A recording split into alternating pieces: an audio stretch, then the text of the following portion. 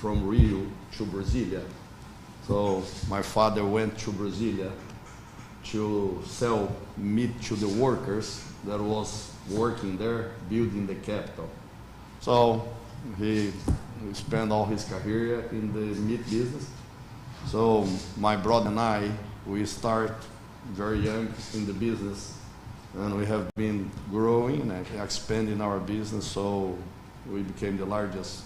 Thank you very much. In the last 2 to 4 days, on the instructions of His Excellency the President, we came here with a number of my colleagues to meet with the private sector in the agro-allied industry here in Brazil. We had the opportunity to tour some businesses in the food security here in Brazil. We toured JBS that is involved in the whole value chain of beef production, as well as piggery, as well as poultry.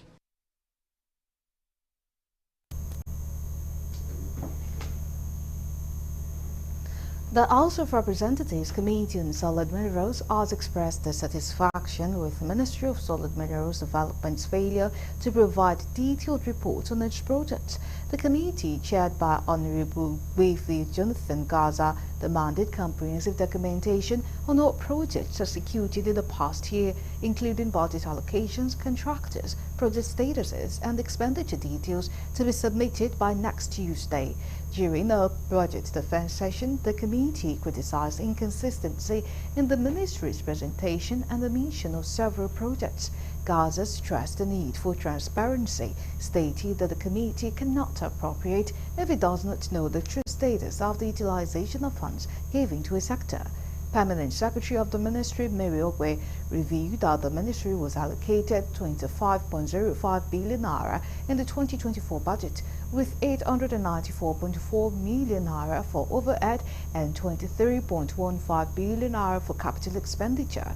She noted that as at October 31st, 745.37 million naira of the overhead budget had been released and fully utilized, while only 11% of capital funds have been released due to ongoing procurement processes and pending approvals.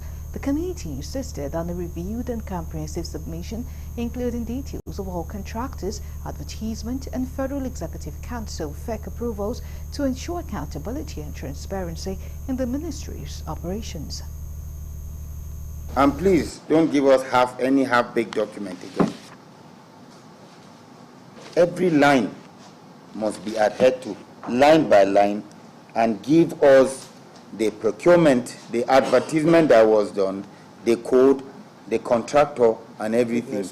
Even if it is before FEC, the payments, even if it's before FEC, kindly put it in the remarks section. We were quite detailed when we sent you a document. We had wanted to get the lot numbers, of which you did not graciously furnish us with in the document that was given to us. Appropriation is 23,150,884,863 naira, out of which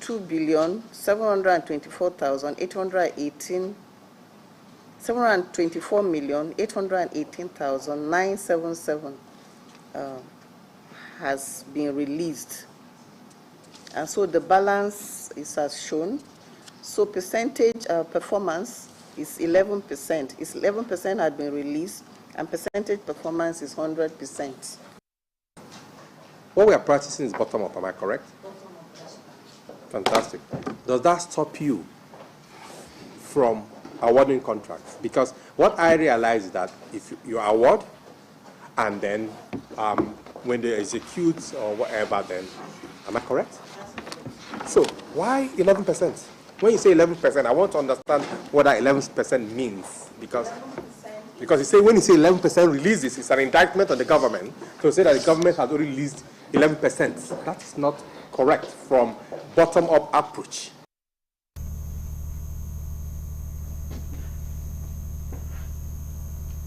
The House Committee on Protection of Critical Public Assets has expressed concern over the country's present challenges, including rising unemployment, a declining economy, dwindling foreign investment, and the hesitancy of domestic investors to commit to the economy. In its inaugural meeting, the committee's chairman, Honorable Dabo Haruna, pledged to utilize the legislative powers to safeguard the nation's critical assets amid the ongoing economic difficulties. He emphasized the importance of establishing the committee to engage with key stakeholders within and outside government to ensure the protection and security of these vital assets. Honorable Aruna highlighted recent incidents such as a widespread blackout in northern Nigeria caused by vandalism and theft, as well as attacks on rail lines involving both local and foreign collaborators. He attributed these issues to systemic weakness and assured that the committee would work closely with affected sectors to find lasting solutions. The chairman reiterated the committee's primary mandate of ensuring the security and protection of the nation's critical public assets during these challenging times. We are facing with so much challenges of lack of employment. Our economy is going down every day. Foreign investors are running away. Our domestic investors are also scared of investing into the economy because of these serious challenges. So the House, the Parliament find it so much important that we must come up with a serious committee that will liaise with critical stakeholders. As you said, it is very, very unfortunate that in less than 3 months, we have experiencing the vandalizations of our national grid, which is caused the loss of properties and the lives.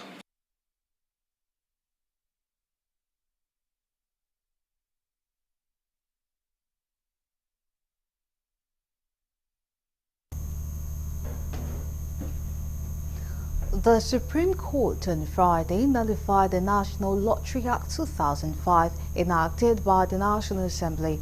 A 7-member panel of the court in a unanimous judgment held that the National Lottery Act 2005 should no longer be enforced in all states except the Federal Capital Territory, in respect to which the National Assembly is empowered to make laws. The apex court in the lead judgment delivered by Justice Mohammed Idris held that the National Assembly lacked the powers to legislate on issues relating to lottery and games of chance. Other members of the panel are Justice Unwanyi Abba Aji, who presided, Justice Mohammed Garuba, Justice Emmanuel Agim, Justice Simon Sinami, Justice Stephen Ada, and Justice Jamilu Tukur. The panel agreed that such powers only reside with state houses of assembly, which possess exclusive jurisdiction over lottery and games of chance and other related issues. The apex court in its judgment resolved 2 issues identified for determination against the Attorney General of Federation and one other listed as defendants. The court granted all the relief sought by the plaintiff while delivering judgment in the suit filed by Lagos State and some others. The court also declared that, having regard to the clear provisions of Section 4, subsection 2 and 3 of the Constitution, the National Assembly lacks the power to make any legislation for the control and regulation of lottery in Nigeria. The court also declared that, having regard to the provision of Section 4, subsection 4A and B and Part 2 of the second schedule of the Constitution, matters relating to lottery are not issues of which the National Assembly and State House of Assembly have concurrent powers to make laws. Justice Idris also declared that, having regard to the provisions of Section 4, subsection 7A and C of the first schedule of the Constitution, the House of Assembly of Lagos State and other states have the powers, to the exclusion of the National Assembly, to make laws for regulation and control of lottery within their states. He further declared that, having regard to the provisions of Section 4, subsection 4B, 7, subsection A, and 39, 29, subsection 9A of the Constitution, the powers of the National Assembly to make laws for regulation and control of lottery is limited by the Constitution.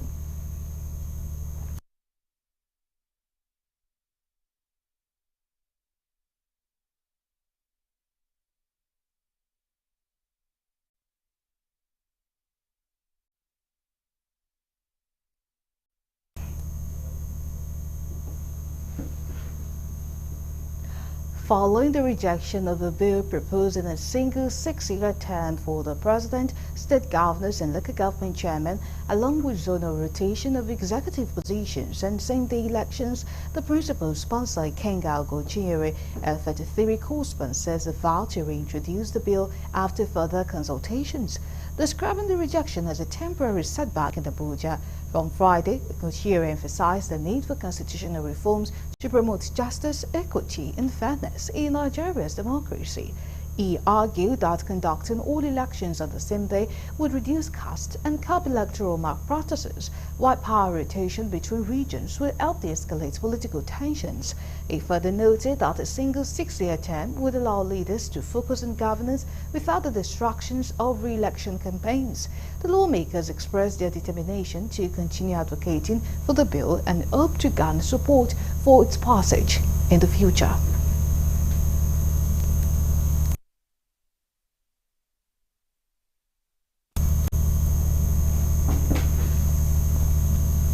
And to other stories, the Enugu state government has lauded the arrest of Simon Ekpa by Finnish authorities.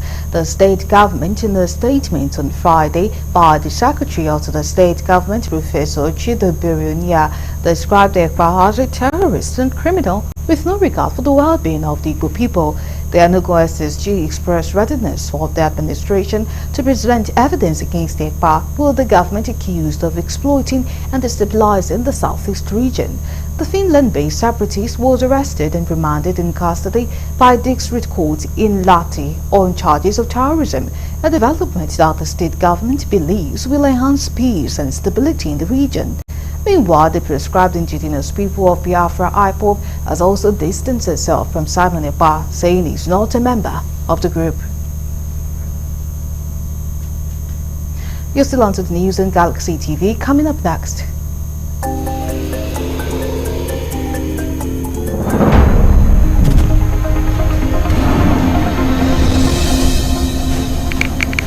U.S. Customs Service of One Area Command says it intercepted cannabis sativa and tramadol worth 117,587,405 naira from border areas across the state. Details of these are now coming out to the break. Please stay with us.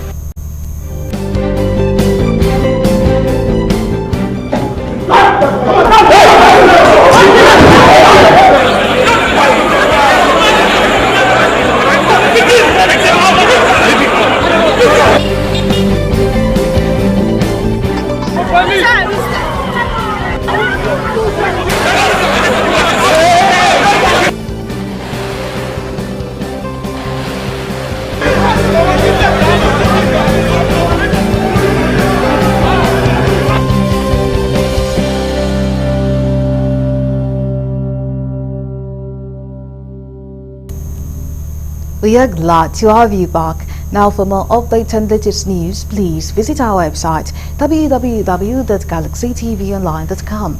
Connect with us on our X handle at Galaxy TV.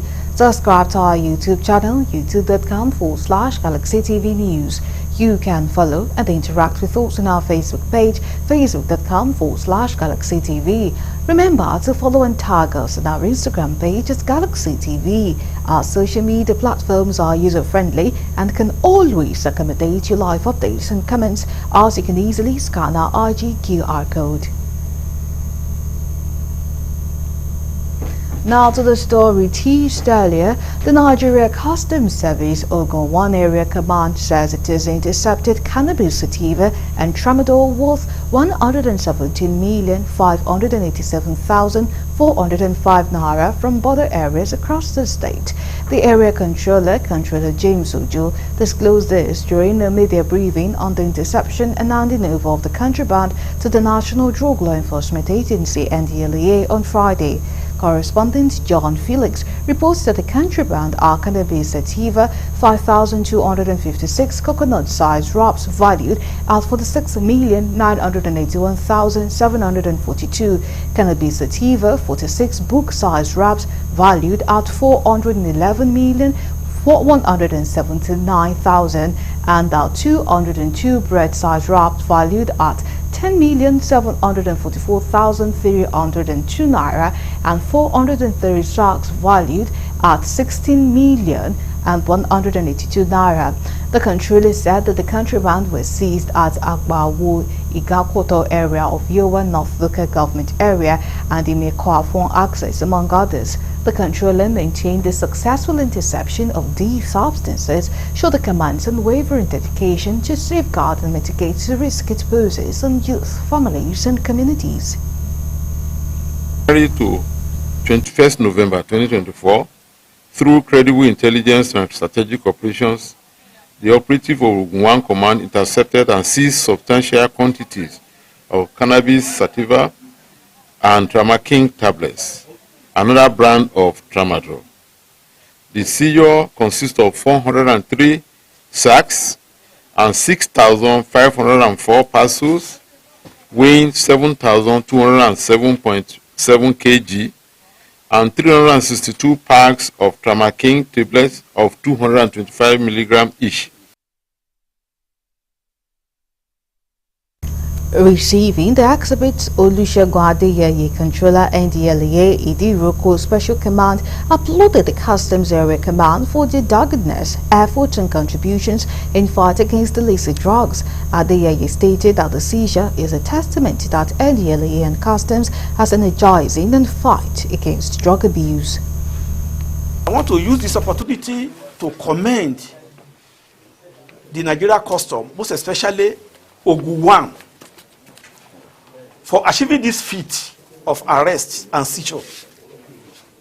It's not that easy, if not for their doggedness and being focused to see they want to rid this country from this illicit trade. There's no gainsaying to say that if all these things enter this country, there are a lot of negative implications that will emerge into this country.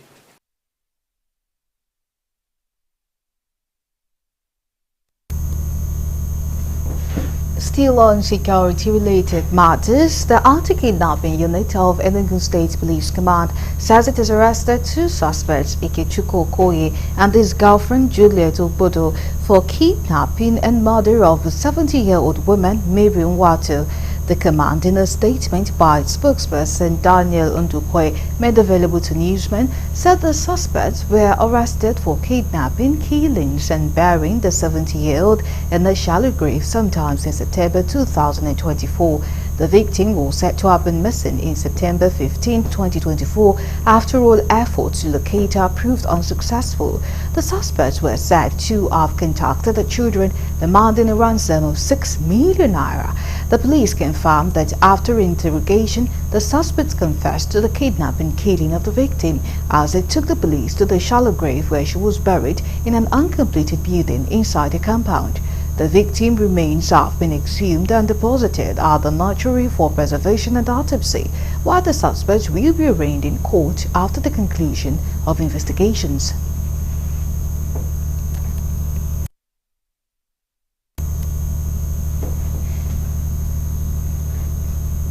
The Managing Director and Chief Executive Officer of the Nigerian Sovereign Investment Authority (NSIA), Aminu Umaru Sadiq, has highlighted the agency's transformative impact across sectors such as agriculture, healthcare, infrastructure and technology, creating over 245,000 direct jobs since its inception 12 years ago. He shared these achievements during an oversight visit by House of Representatives Committee on Finance.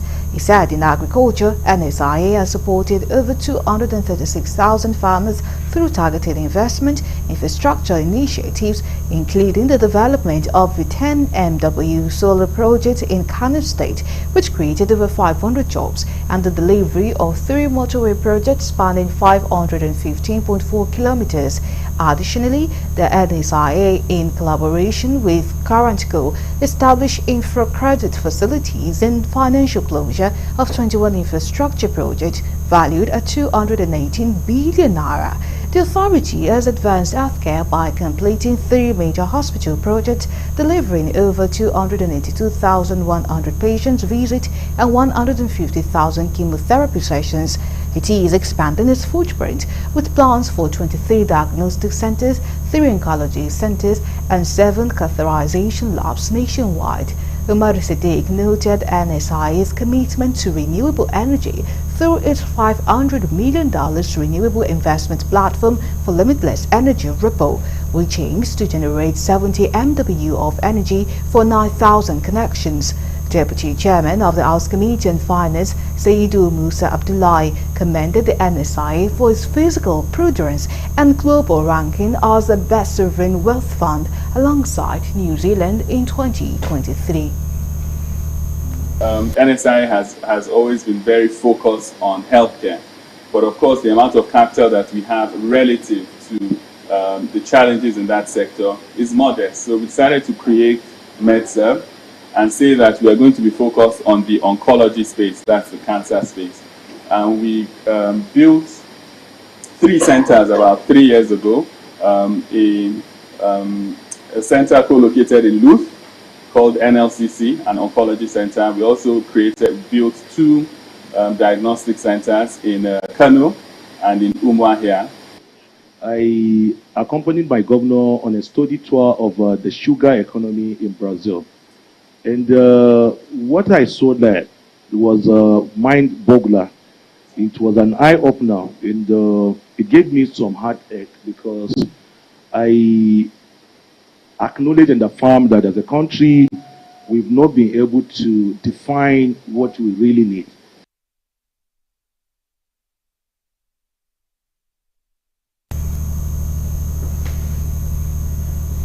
The Transmission Company of Nigeria, TCN, has announced that its Al-Ada Yenigua 132 kV line, which is currently under repair due to previous vandalism, has again been attacked by vandals.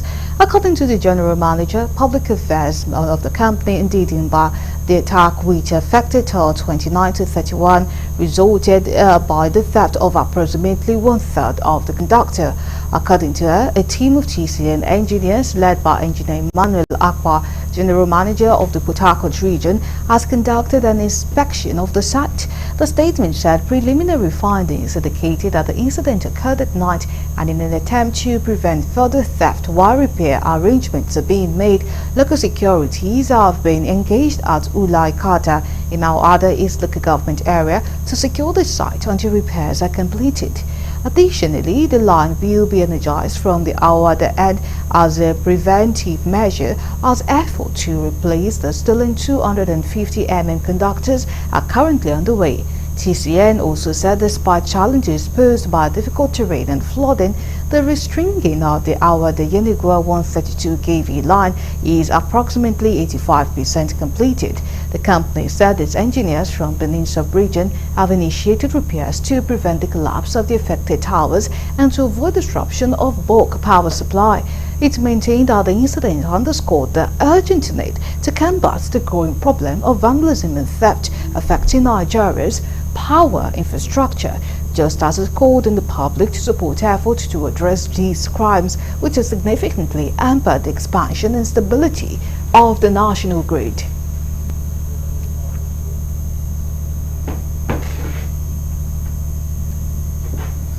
Governor Seyi Makinde of Oyo State has reiterated his administration's commitment to the economic growth of the state through agribusiness. Makinde stated this at the groundbreaking ceremony of the Erua Agribusiness and Industrial Hub situated at Erua Igbora Road. The governor said the project, occupying 3,250 hectares of land, will cover every aspect of the agricultural value chain. Makinde said he felt fulfilled that the journey of transforming the region farm state to agribusiness industrial hub was finally getting done. He urged people of the place and the entire Ibarapa zone to make investors feel welcome to the hub when completed. In his welcome address, Dr. Debo Akonde, the executive assistant to the governor in agribusiness, said Oyo State has the largest land area in southern region of Nigeria with over 28,000 square kilometers. Akonde noted that 70% of the total land in Oyo State is arable and that there is need to increase land cultivation in order to increase food production. Highlight of the occasion is the turning of the SD for the commencement of the project. So we started a pilot project at Fashola to serve as the prototype. It was an ambitious project because no state, I repeat, no state in Nigeria has ever done this. What you can do for me is to make the investors feel welcome. Support them, and they will create jobs for our youth. That the future for economic transformation of rural Africa lies in agriculture, in treating agriculture as a business. And this is what the Erua Agribusiness Industrial Hub, like many others, of course, in this country. In the first 3 months of 2024, Nigeria food import bill jumped by 115% in the first quarter of 2023. Nigeria as a nation spent 1.6 trillion naira on food importation within this period. Today, the food inflation rate is over 33%. Something is definitely wrong with our system, and we can't continue to pretend that all is well.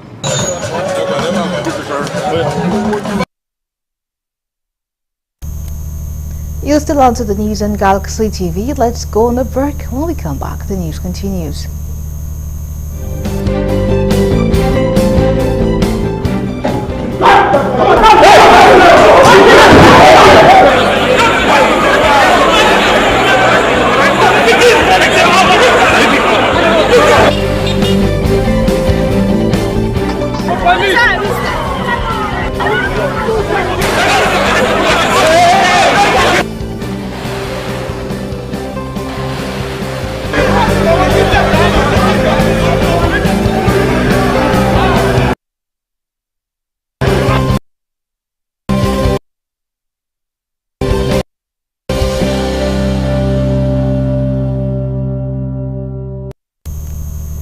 We are glad to have you back.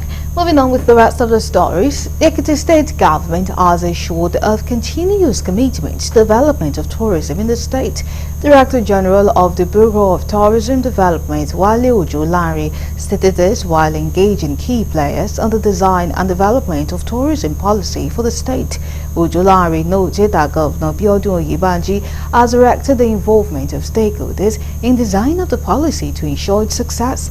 The key players believe Ekiti State will benefit from developing its tourism potential, which would lead to improvement in the internet-generated revenue and fast-track development. Ekiti State believe that you cannot wink in the dark when you don't have a policy where the development plan can be planted. So that is why we are having the Ekiti State engagement of tourism policy. The government said we should take the policy decision making to the people. People must be involved in their affairs. This is simple.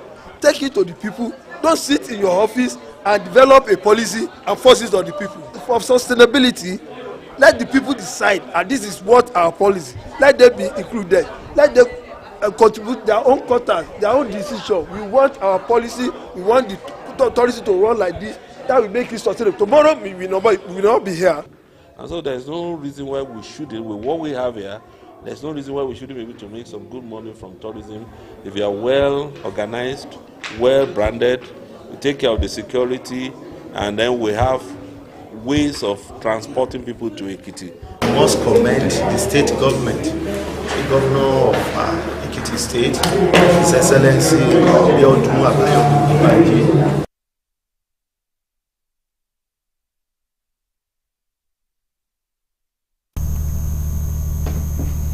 And on to northern Nigeria, Governor Obasani has appreciated the armed forces for protecting the country and indeed Kaduna State against internal threat and other social vices. Obasani stated this in his remarks on Friday during the launching of the 2025 Armed Forces Remembers Day Emblem Appeal Fund at the Ariwa House, Kaduna. Kaduna State Governor said his administration is committed to the welfare of troops, both serving and retired, adding that officers who lost their lives in the line of duty will not be forgotten. He added that his government will continue to allocate resources to address the security challenges in the state through a trust fund he created. In his remarks, the acting chairman, Nigerian Legion Kaduna State Chapter, Major Danjuma Barin, appreciated the governor for listening to their plight and always availing himself when they come calling. There is no sacrifice greater than for one to put his life on the line for his nation. Our administration is committed to addressing insecurity through comprehensive and dynamic approaches that tackle both immediate and root causes. The beginning of the 2025 Armed Forces Remembrance Day celebration in Kaduna State. The Armed Forces Remembrance Day is a unique occasion for government and the society to reflect on the plight of the dead and the living heroes and heroines, with a view of alleviating their suffering.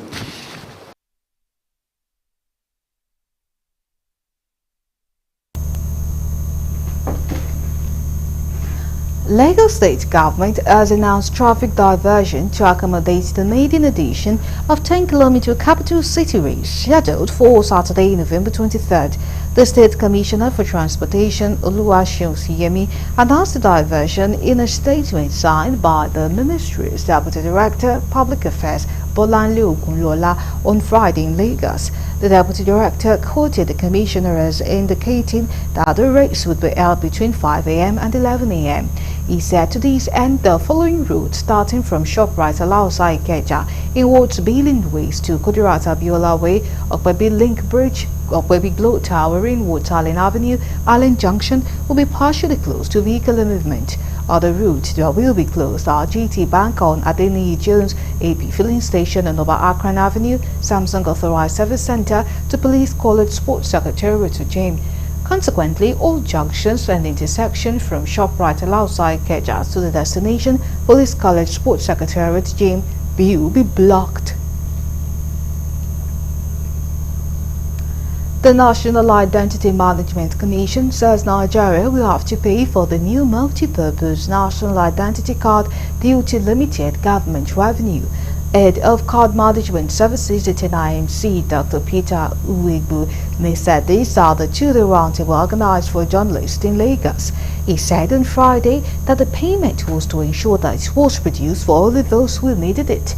Uwegbu said that the decision was made to avoid repeating the mistake of past effort to issue physical cards to Nigerians for free, which many did not collect. Uwegbu said over 2 million cards were produced in the previous attempt to issue free national ID cards by the NIMC, but many of them have not been collected to date. Uwegbu explained that the government could not fund the production of ID cards due to limited revenue. Also speaking, the Director of Information Technology at NIMC, Larry Yusuf, said the idea of free national ID card did not turn out well in the past. Yusuf described the new ID card as a postpaid identity card, which meant that individuals must need the card before initiating a request for it. The federal government has been urged to urgently call disgruntled groups in the country to a national dialogue to address the underlying causes of the aggressiveness.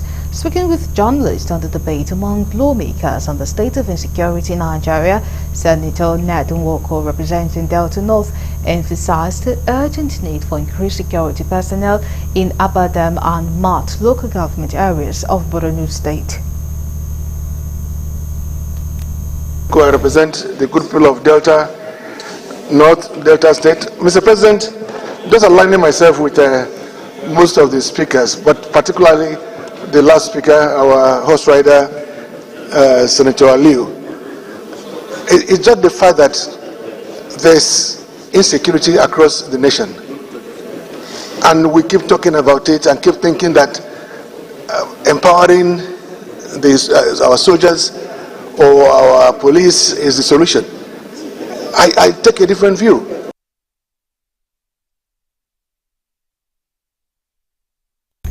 Correspondent Kolojo reports that Senator Nwoke further advocated for the regulation of social media platforms operating in Nigeria. He argued that such regulation would not only create more jobs but also improve the government's ability to monitor activities like money laundering and other illegal activities occurring on these platforms. Just operating in our space without any control or regulation. And we are losing. Nigerians are losing. I remember many years ago in UK, in Ireland, in France, the parliamentarians made laws that made Facebook and other platforms to establish offices in their countries. And the importance of this cannot be overemphasized. One,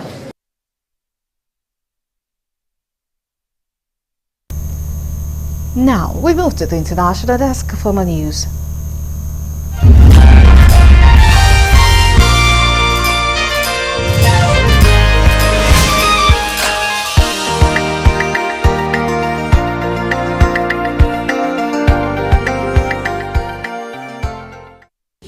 This is news from the international scene.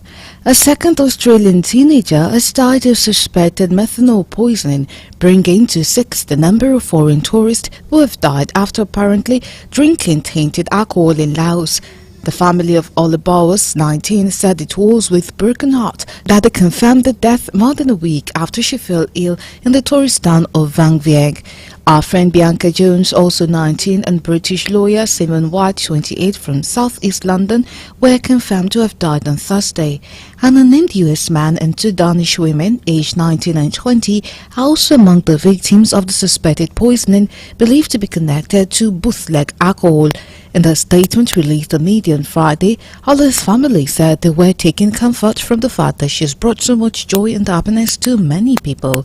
They added that she had been living her best life traveling through Southeast Asia, meeting new friends and enjoying incredible experiences when she became here. Australian Foreign Minister Penny Wong said all Australians will be heartbroken by the tragic passing of Olibawas. After 3 weeks of protest demanding justice following the deadly collapse of part of railway station in Serbia's second city, arrests have begun. Prosecutors ordered the questioning of 19 people in connection with the disaster at the recently renovated facility in Novi Sad. 15 people died after a concrete and glass canopy fell on them at the start of the month. Novi Sad has been in a decidedly angry state of mourning since then. More than 20,000 people took to its streets and squares during one demonstration, the biggest protest scene in the city for decades. Participants have been using the slogan "Corruption Queues." They claim the opaque procurement procedures the government has used for infrastructure projects have enriched a few favoured contractors while putting public safety at risk. Serbia's former construction minister was among those arrested. An explosive disposal team has been sent to London's Gatwick Airport after a suspected prohibited item was discovered in luggage, police said, after a terminal was evacuated. Sussex police said on Friday that security cordon would remain in place around the airport's south terminal and the explosive ordnance disposal team EOD was deployed as a precaution. Gatwick Airport, the second busiest in Britain, evacuated a large part of the terminal in what it called a security incident, and passengers were also being prevented from entering the building. Police said that there was significant traffic disruption in the area and advised people to avoid it. In a separate incident on Friday, police said they had carried out a controlled explosion after a suspicious package was found outside the United States Embassy in London. The Metropolitan Police conducted the explosion after setting up cordons near the high security site in Nine Elms, just south of the River Thames.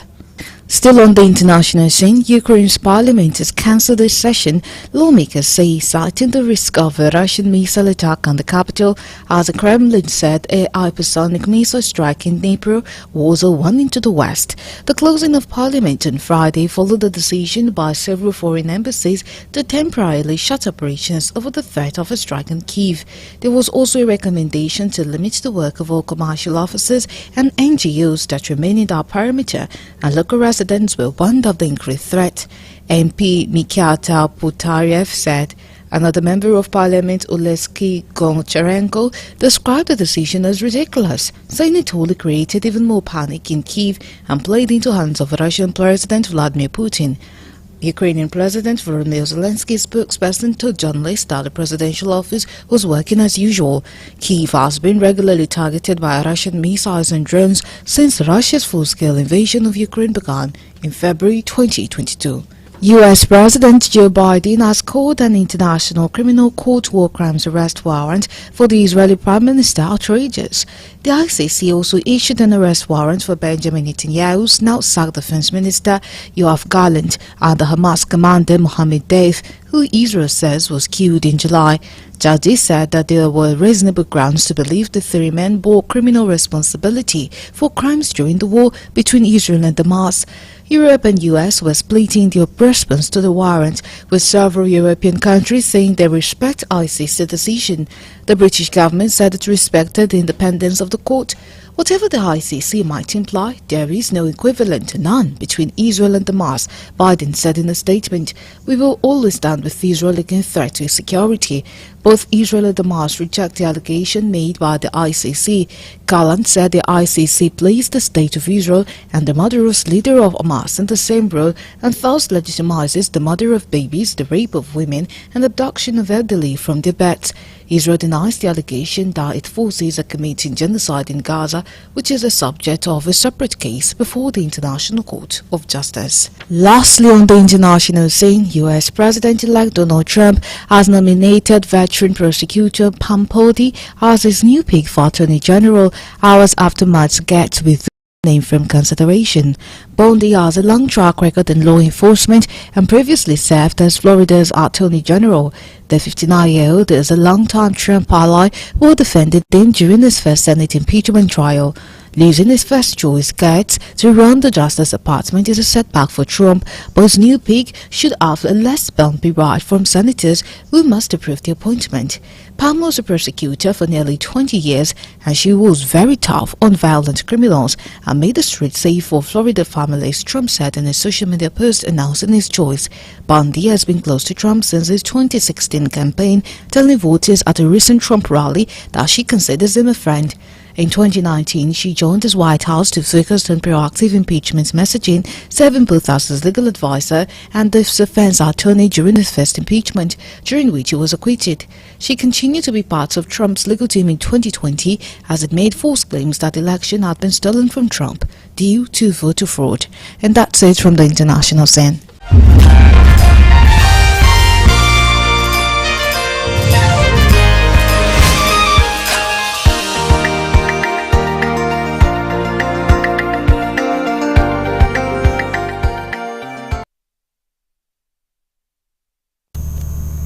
Now, for more updates and latest news, please visit our website www.galaxytvonline.com. Connect with thoughts on our X handle at Galaxy TV. Subscribe to our YouTube channel, youtube.com/Galaxy TV News. You can follow and interact with thoughts on our Facebook page, facebook.com/Galaxy TV. Remember to follow and tag us on our Instagram page at Galaxy TV. Our social media platforms are user-friendly and can always accommodate your live updates and comments, as you can easily scan our IG QR code. And that's all we have for you. We thank you so much for watching. My name is Iribami Salako. Do have a great weekend.